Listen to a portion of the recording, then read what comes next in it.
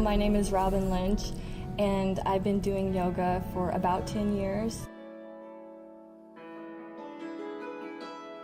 The reason I started doing yoga was because I wanted to improve my health, because I wanted to be independent. I don't want to be dependent on someone else or, to be in the hospital or something like that.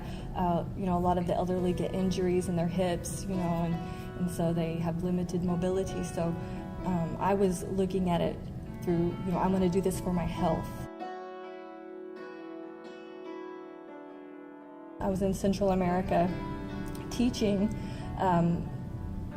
school, not yoga, and I went to this yoga retreat. It was for Ashtanga yoga, and they did raw food. And so anyways, that was my first real yoga class, and it happened to be the kind of yoga where the students are very dedicated. So I just thought, okay, I've got to go to India, and I want to know where this came from. I want to learn from the guru that created this type of yoga, Sri K. Patabi Joyce. And so that was in Mysore, India, so that was the first place I went. And I studied there, and I couldn't remember anything. And so the teacher was yelling out directions of what to do, and I felt a little embarrassed at first because everyone else was doing their thing, and there's some very advanced practitioners. And I thought, oh, who cares? Everybody starts from the beginning. Who cares? So, a lot of people feel uncomfortable in a yoga class, in the beginning, but really no one is watching you. Saying no one cares. The fundamental poses, which are the standing poses, we did a lot of them in class. That's Trikonasana, Tadasana,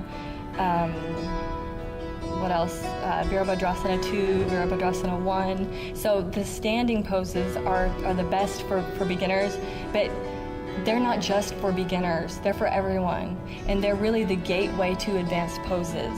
And if you do them, they are advanced. There are really no beginners poses. So yeah, I think it's the standing poses.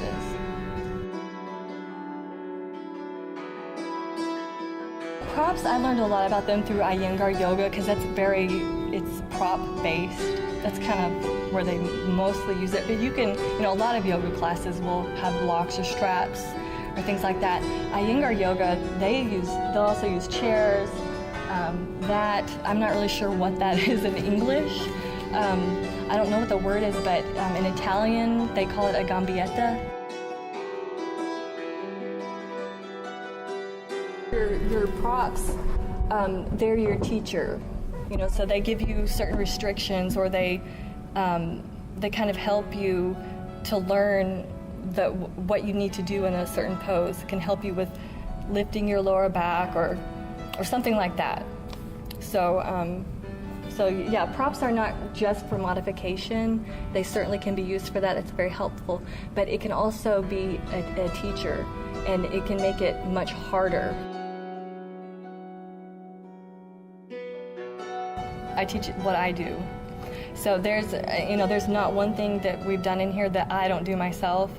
I may not have to, because I give options. I'm like, do this, so I may not do the first option.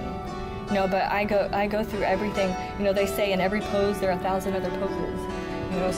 So here you go. This is a pose. This is a pose. This is a pose. I'm saying it's all yoga.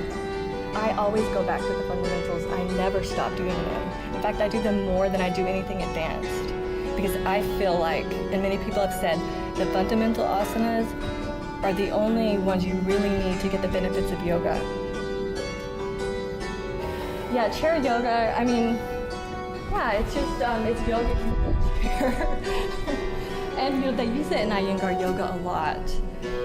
It certainly you don't have to be an Iyengar teacher to use a chair, but there's so many things you can do with it. A lot of people have an issue of being able to get up and down from the floor, so okay, you can use a chair. But it also teaches many things like Adho Mukha Svanasana. It seems simple, it's a fundamental pose, but it is not simple by any means. So using a chair can teach many things for automuka. For example, you need to have an opening in the shoulders to do that pose that a lot of people, especially when you start out, don't have when you're doing it on the floor. If you have limited mobility in the shoulders, which almost everybody does when they start yoga, you can't really lengthen the spine and do the pose. I love it. It's so much fun. You know, I'm so passionate about it. I don't know, and I didn't try to like yoga. I just instantly, I loved it, you know? And so that is what made me want to, you know, find other teachers, learn more about it, and it led me on so many adventures. You know, so, you know, I got to go to so many different countries, met so many yoga teachers, yoga students, and it's just to have something that I care about in life. That is what has helped me more than anything else.